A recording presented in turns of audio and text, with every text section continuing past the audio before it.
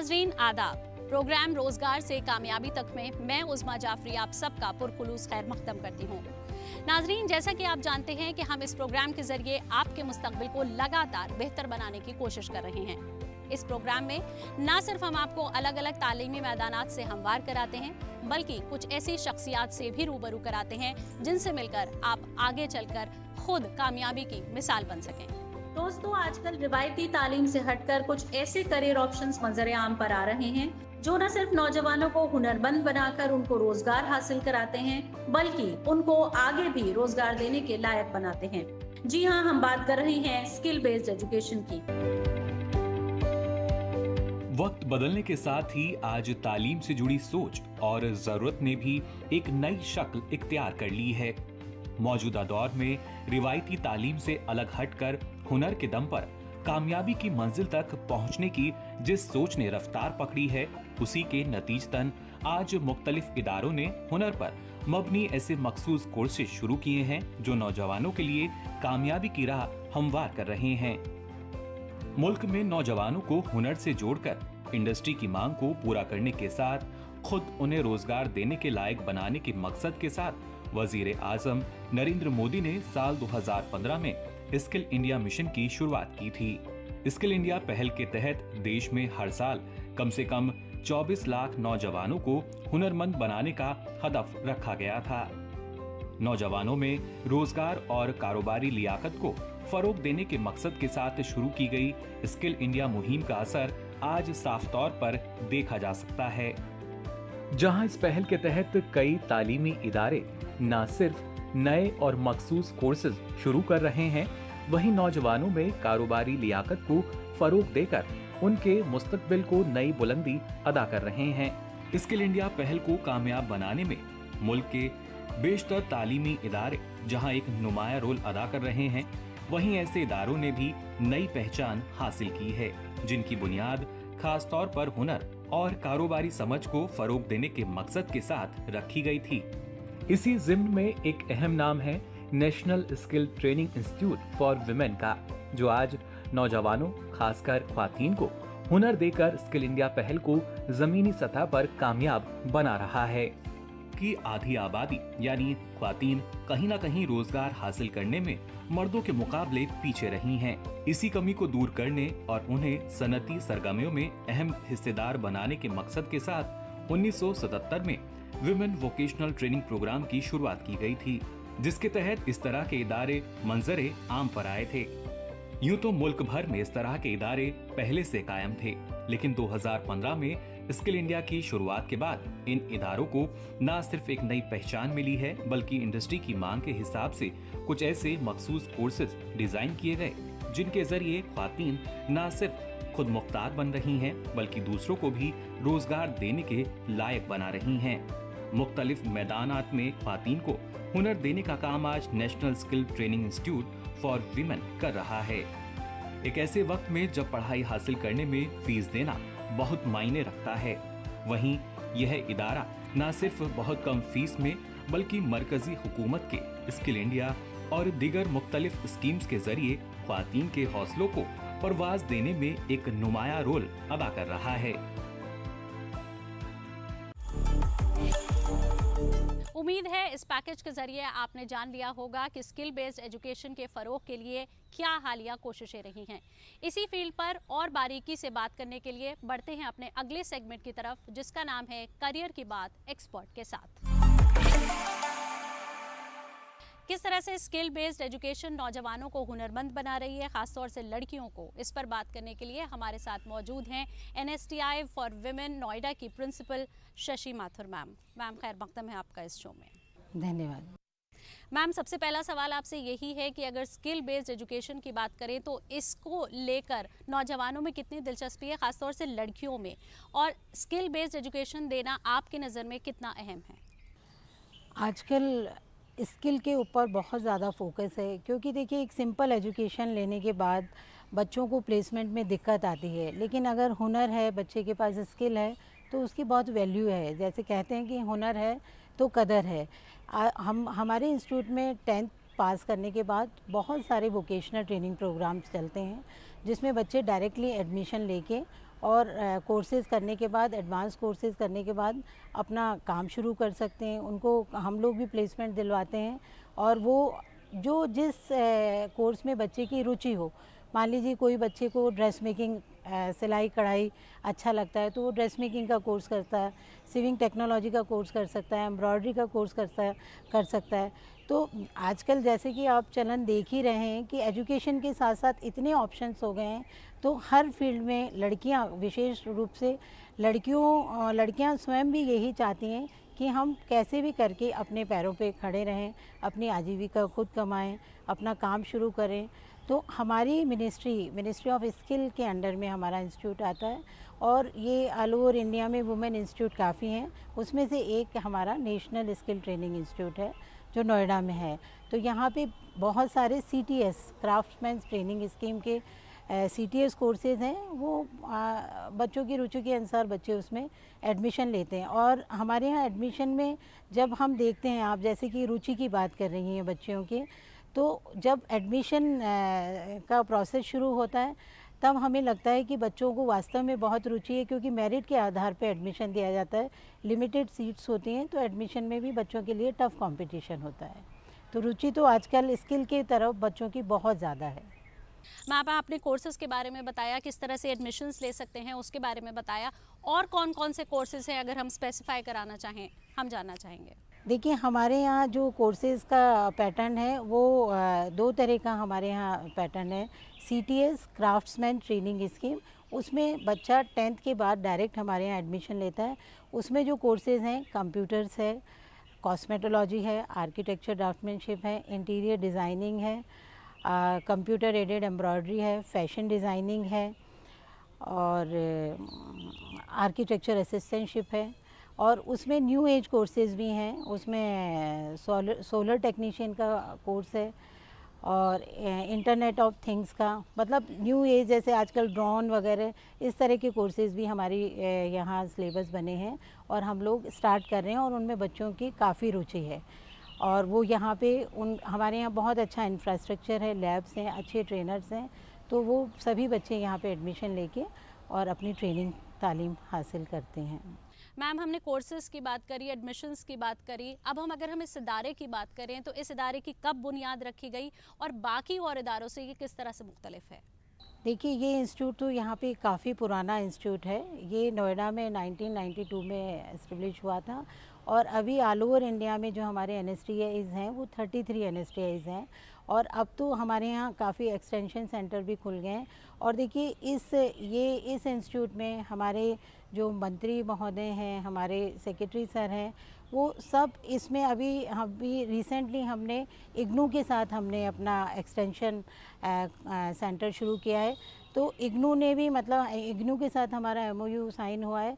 जो बच्चे कोर्स के साथ साथ अपना डिग्री भी लेना चाहते हैं या हायर एजुकेशन, एकेडमिक एजुकेशन लेना चाहते हैं, तो वो ऑनलाइन अप्लाई करके और वो तालीम भी हासिल कर सकते हैं। और ये हमारा इंस्टीट्यूट तो इसलिए एक तरह से अलग है क्योंकि ऑल ओवर इंडिया में गर्ल्स के इंस्टीट्यूट कम है, तो ये नोएडा में है और यहाँ पे ऑल ओवर इंडिया से बच्चे आते हैं। यहाँ पे हॉस्टल फैसिलिटी है, आप कैंपस देख ही रहे हैं कि कितना सुंदर बना हुआ है, अच्छे ट्रेनर्स हैं और जो बाहर से बच्चियाँ आती हैं उनके लिए हॉस्टल में पूरी सुविधा है। आप देखिए कि नॉर्थ ईस्ट से भी बच्चे आते हैं, राजस्थान से, पंजाब से, और सबसे बड़ी बात है कि गवर्नमेंट ऑफ इंडिया की स्कीम है और देखिए चार्जेस बिल्कुल नहीं के बराबर हैं। रॉ मटेरियल हम इंस्टीट्यूट प्रोवाइड करता है, इंफ्रास्ट्रक्चर इंस्टीट्यूट देता है, लैब्स हमारी बहुत अच्छी बनी हुई हैं और फ़ीस के मामले में आप देखेंगे जैसे हॉस्टल है तो हॉस्टल का रूम रेंट सिर्फ 100 रुपया है और जो हमारे कोर्सेज़ की ट्यूशन फ़ीस है वो सिर्फ 150 रुपीज़ है और इवन SC/STs के लिए सिर्फ 50 रुपीज़ है और काफ़ी जगह तो फ़ीस हम लेते भी नहीं हैं। तो एक बहुत न्यूनतम दर पे, मतलब जो भी बच्चा अगर कुछ, और रिज़र्वेशन पॉलिसी सारी गवर्नमेंट ऑफ इंडिया के अकॉर्डिंग है, SC/ST, फिज़िकल हैंडीकैप, EWS, इन सब के लिए जो निर्धारित मापदंड हैं रिज़र्वेशन के, वो सारी पॉलिसी अडॉप्ट की जाती है। तो इतने अच्छी गवर्नमेंट की स्कीम्स, इतनी अच्छी पॉलिसीज़ में अगर बच्चा यहाँ पे आके एडमिशन लेता है तो वो ज़रूर से कहीं ना कहीं अपने मुकाम को हासिल करता है और मान लीजिए कि कोई बच्चा अपने एरिया में रह के ही कोई अपना बिजनेस सेटअप करना चाहता है, मान लीजिए वो उसके पेरेंट्स उसको अलाउ नहीं करते हैं कि आप बाहर जाएं, तो अगर मान लीजिए कॉस्मेटोलॉजी एक कोर्स है, उसमें उसने अपना कैरियर चुना है, तो वो वहीं अपना पार्लर भी खोल सकती है। और आजकल तो आप जब से इतना ऑनलाइन काम शुरू हुआ है, तो बच्चे अपना कहीं पे भी रजिस्ट्रेशन करा के, उनको कहीं कुछ खोलने की ज़रूरत नहीं है, सिर्फ लिंक के आधार पे ही आप लोग अपना वहाँ पे रजिस्ट्रेशन करा के आप पैसा, बहुत अच्छा पैसा अर्न करते हैं, जिसमें लागत भी नहीं है और अर्निंग बहुत अच्छी है, और अच्छा बच्चियों को जैसी रुचि हो वो उसमें आगे बढ़ सकती हैं। मैम, साथ ही अब ये जानना चाहेंगे कि एनएसटीआई से कोर्सेज करने के बाद लड़कियों के पास किस किस तरह के करियर ऑप्शंस रहते हैं, और क्या वो एंटरप्रेन्योरशिप की तरफ जाना चाहती हैं या फिर प्लेसमेंट ज़्यादा होता है? देखिए, हमारा बेसिक मकसद तो ये रहता है कि जितनी भी बच्चियां हमारे यहाँ से ट्रेनिंग करें, उन सबको हम प्लेसमेंट प्रदान करें या प्लेसमेंट के लिए हम कोशिश करें। और इसी के लिए हम लोगों का इंडस्ट्री से भी बहुत टाई अप होता है। हमारा जो बेसिक कोर्स मैंने आपको सीटीएस जो बताया, उसमें वो डीएसटी मोड पे चलता है, मतलब ड्यूअल सिस्टम ऑफ ट्रेनिंग। उसमें हम इंडस्ट्री से टाई अप करते हैं और हमारे बच्चों को कुछ समय के लिए इंडस्ट्री में पूरी तरह से भेजा जाता है कि बच्चे वहाँ का काम करने का तरीका, वहाँ के जो ट्रेनर्स होते हैं वो उनको ट्रेनिंग देते हैं, तो वो वहाँ रह के उनको वो एक्सपोज़र मिले। और ऑन द जॉब ट्रेनिंग्स होती हैं सब कोर्सेज़ में, कि जहाँ पे भी फैक्ट्रीज़ हैं और अच्छे इंडस्ट्रीज़ हैं, और उन लोगों से हमारा रेगुलर टाई अप रहता है। हम हमारे बच्चों का वहाँ पे रजिस्ट्रेशन रहता है, तो हम उन बच्चों को वहाँ पे भेज के ये ट्रेनिंग भी करवाते हैं। और जैसे अभी ये निस्बर्ड है हमारे, और ये हम एंटरप्रेन्योरशिप के लिए भी कोशिश करते हैं। लड़कियां वो तो कर ही सकती हैं, लेकिन प्लेसमेंट में भी हमारा क्वेस्ट के साथ एमओयू है, माइक्रोसॉफ्ट वालों के साथ है, आईबीएम के साथ है, तो हम लोग उनके साथ जब एमओयू साइन होते हैं तो वो लोग हम लोगों के बच्चों को प्लेसमेंट में काफ़ी हेल्प करते हैं। तो वो लोग कैंपस प्लेसमेंट करवाते हैं, इंटरव्यूज़ करवाते हैं, और जहाँ जहाँ वैकेंसीज़ होती हैं हमारे स्टूडेंट्स को प्लेस करते हैं। और आप देखिए, हमारे इंस्टीट्यूट्स में हमारे यहाँ के पास आउट बच्चे ट्रेनर्स लगे हुए हैं, कई प्राइवेट सेक्टर में बहुत अच्छा काम कर रहे हैं। जैसे एक आर्किटेक्चर का कोर्स मान लीजिए अगर हम लेते हैं, तो वो एसोसिएशन में हो जाते हैं आर्किटेक्ट के साथ, धीरे धीरे उनके साथ प्रैक्टिस करते हैं, फिर अपना सेटअप भी लगा लेते हैं। तो ऐसा नहीं है कि अगर कोई भी बच्चा ट्रेनिंग करना चाहता है तो वो खाली रहता है, वो ज़रूर कुछ ना कुछ यहाँ से हासिल करके जाता है। और अभी तो रिसेंटली आप देखिए वर्ल्ड स्किल टूर्नामेंट्स भी हो रहे हैं, तो अभी हमारे यहाँ के बच्चों ने स्किल टूर्नामेंट में पार्टिसिपेट किया, तो वो पूरे वर्ल्ड को में रिप्रेजेंट करते हैं। तो अभी हमारी मतलब स्किल मिनिस्ट्री में और मोदी जी ने इतना ज़्यादा स्किल को महत्व दिए है, बजट में भी इतना पैसा रखा है, तो और हुनर की तो आप देखते ही हैं कि कदर है ही है। तो और भारत उसमें अपने आप में एक बेमिसाल है ही इस मामले में। तो हमारे बच्चों का और हम लोगों का पूरा ये रहता है कि बच्चे पीछे नहीं हटें, अपने मुकाम को हासिल करें। मैम, आपने बताया कि आपके यहाँ के कोर्सेज में थ्योरी और प्रैक्टिकल दोनों होता है, आप ट्रेनिंग देते हैं बच्चों को इन कोर्सेज में। अगर हम कोरोना के दौर की बात करें, तो जब कोरोना चल रहा था तो किस तरह से ये ट्रेनिंग दी जा रही थी, और अब जब हम कोरोना से बाहर आ गए हैं तो आगे कोर्सेज किस तरह से चलेंगे? देखिए, कोरोना काल में तो ये रहा कि मतलब ट्रेनिंग होना तो बहुत ज़रूरी था ही, क्योंकि हमारे यहाँ सारा स्किल बेस्ड है, प्रैक्टिकल ट्रेनिंग ज़्यादा होती है, तो प्रैक्टिकल मेन इम्पॉर्टेंट होते हैं।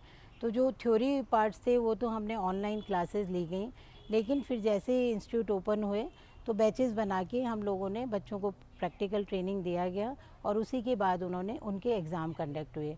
थोड़ा एग्ज़ामिनेशन वगैरह का हमारा रीशेड्यूल हुआ क्योंकि कोरोना की वजह से, लेकिन हर बच्चे का कोर्स कंप्लीट करवा के ही एग्ज़ाम की डेट्स डिसाइड हुई। मैम, अगर हम बात करें स्किल इंडिया की पहल की, तो आपका इदारा स्किल इंडिया को कामयाब बनाने में कितना अहम रोल अदा कर रहा है? देखिए, ये हमारा इसमें या हमारे इंस्टीट्यूट का, हमारी मिनिस्ट्री का बहुत बड़ा रोल है, क्योंकि आप देखिए कि एक आज के समय में अगर कोई बच्चा ऑनलाइन कोर्स भी करता है या कोई शॉर्ट टर्म ट्रेनिंग भी करता है, तो उसकी फ़ीस देखिए कितनी है। और हम लोग शॉर्ट टर्म ट्रेनिंग भी ऑर्गेनाइज़ करते हैं, इवन लॉन्ग टर्म ट्रेनिंग में भी इतनी कम फ़ीस में, जो फ़ीस कोई मतलब 150 रुपीज़ या 50 रुपीज़, जो कोई इतना बड़ा अमाउंट नहीं है, वो इतना मायने नहीं रखती है। इतने कम चार्जेस में और फैसिलिटीज़ देखिए आप, हमारी लैब्स देखिए, सिलेबस के अकॉर्डिंग सारा लेटेस्ट हमारा इंफ्रास्ट्रक्चर होता है। और उसमें कई प्राइवेट सेक्टर में और प्राइवेट कॉलेजेस में तो आप पैर भी नहीं रख सकते हैं वहाँ जाने के लिए, हिम्मत भी नहीं जुटा सकते।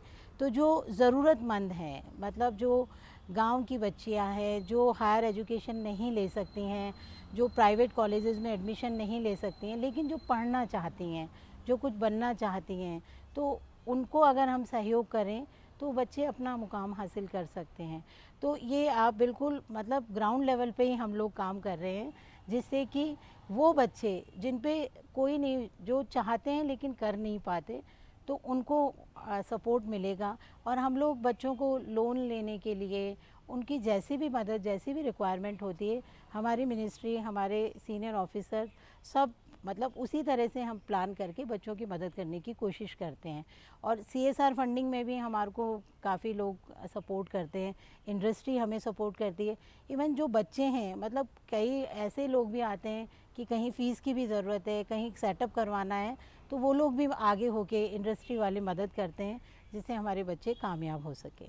मैम, साथ ही आपसे ये जानना चाहेंगे कि बतौर प्रिंसिपल अब इस इदारे को लेकर आगे आपकी क्या प्लानिंग है? देखिए, अभी हमारे यहाँ बेसिक कोर्सेज चल रहे हैं, एडवांस कोर्सेज चल रहे हैं। अभी रिसेंटली इग्नू के साथ हम लोगों का टाई अप हुआ है, DST मोड में हमारे सारे कोर्सेज चल रहे हैं।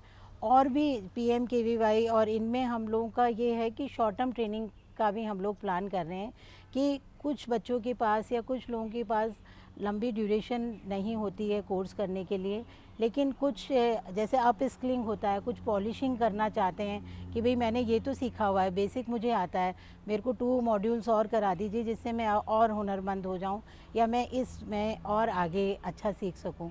तो हम लोग उसके लिए भी प्लान करते हैं और हम करेंगे आगे कि अगर बच्चे चाहें तो शॉर्ट टर्म ट्रेनिंग प्रोग्राम में हमारे यहाँ एडमिशन ले सकते हैं, जो कुछ और आगे बढ़ना चाहते हैं।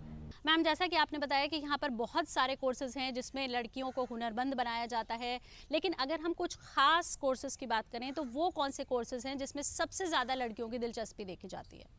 देखिए, बच्चियाँ तो जो गर्ल्स एडमिशन लेती हैं वो अपनी रुचि के अनुसार ही लेती हैं, लेकिन जो बहुत ज़्यादा जिसमें हमारा वेटिंग रहता है वो वाले कोर्स, एक तो कंप्यूटर्स में ज़्यादा रहता है, एक कॉस्मेटोलॉजी और एक फ़ैशन डिज़ाइनिंग। उसमें मतलब काफ़ी वेटिंग रहती है और काफ़ी रश रहता है, क्योंकि कॉस्मेटोलॉजी तो जो ऐसा कोर्स है जो वो बच्चे करते हैं तो वो उनके अपने भी काम आता है और वो अपना बिज़नेस भी इजीली सेटअप कर सकते हैं। सेम ऐसे ही फ़ैशन डिज़ाइनिंग में कि बच्चों को मतलब आजकल आप देखिए कि मार्केट में अगर डिज़ाइनर से हम एक ड्रेस भी बनवाते हैं तो कितना कॉस्टली बैठता है। तो अगर बच्चे कुछ और नहीं तो अपनी फैमिली के लिए, अपने लिए ड्रेसेस ही बनाएंगे तो उसमें ही वो काफ़ी सेव कर लेते हैं। और जस्ट डिज़ाइनिंग करके भी अगर मार्केट में वो सेल करते हैं तो उससे भी वो अर्निंग कर सकते हैं।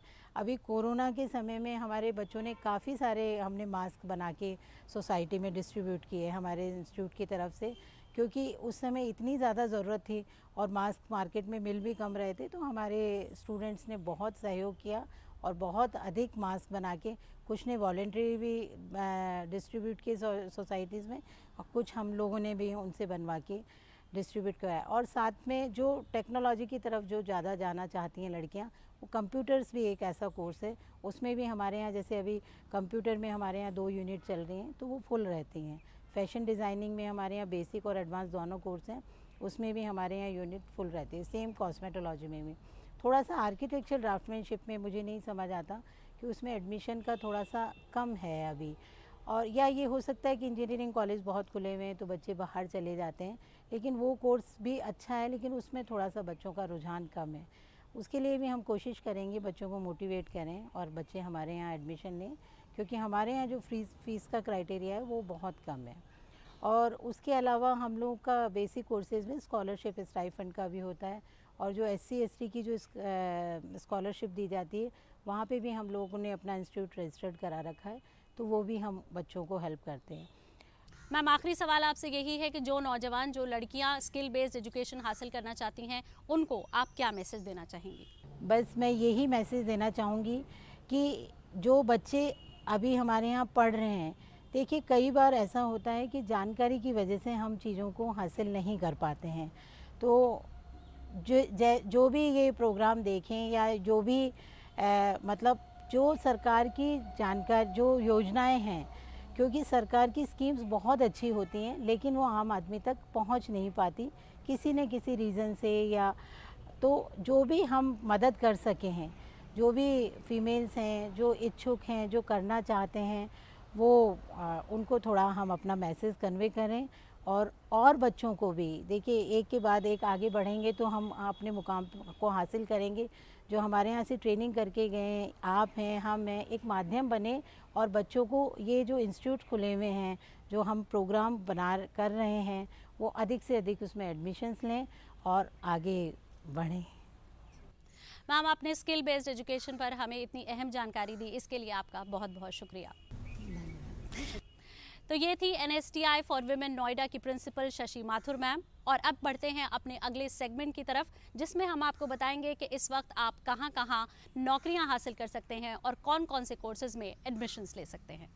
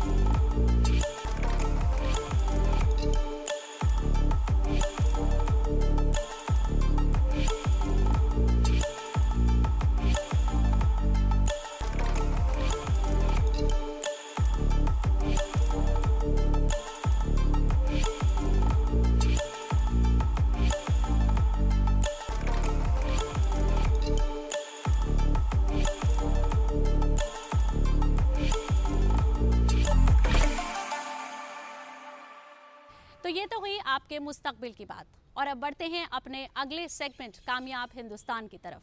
कामयाब हिंदुस्तान के तहत आज की हमारी कामयाब शख्सियत हैं इंडिया मेट्रोलॉजिकल डिपार्टमेंट के DG मृत्युंजय महापात्रा। आइए जानते हैं मृत्युंजय महापात्रा के कामयाब सफर के बारे में। टेक्नोलॉजी के दम पर मुल्क को तरक्की की राहों पर आगे ले जाने में कई अहम साइंसदां मंजर आम पर हैं।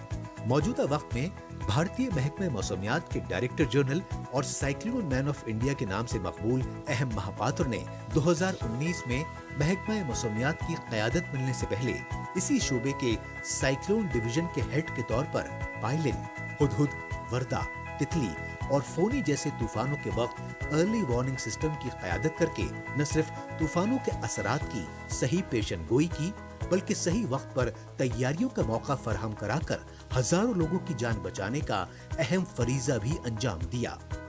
12 अगस्त 1965 को ओडिशा के राजगुरुपुर में पैदा हुए एम महापात्र ने फिजिक्स में MSc की डिग्री हासिल की। बादअज़ां मृत्युंजय महापात्र DK कॉलेज जालेश्वर बालासोर ओडिशा में दर्स व तदरीस से वाबस्ता हो गए।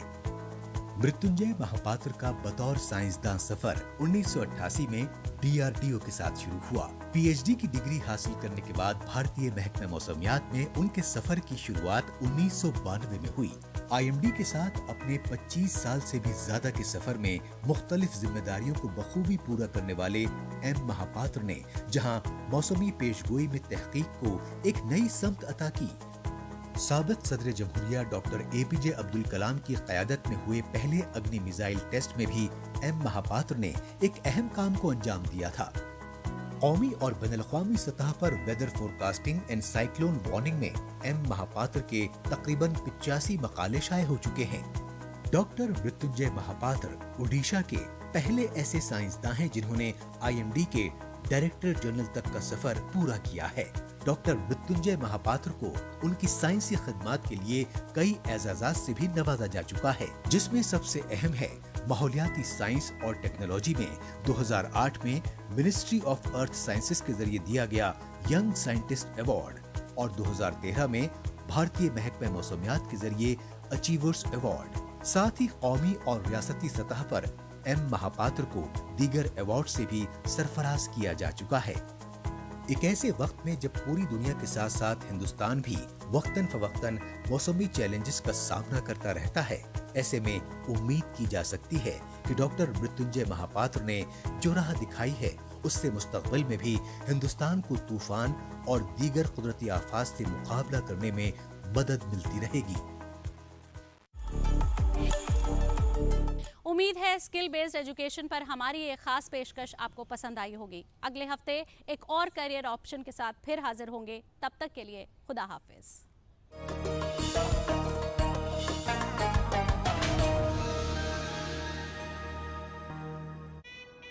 हनीमून के लिए कहाँ जाना है?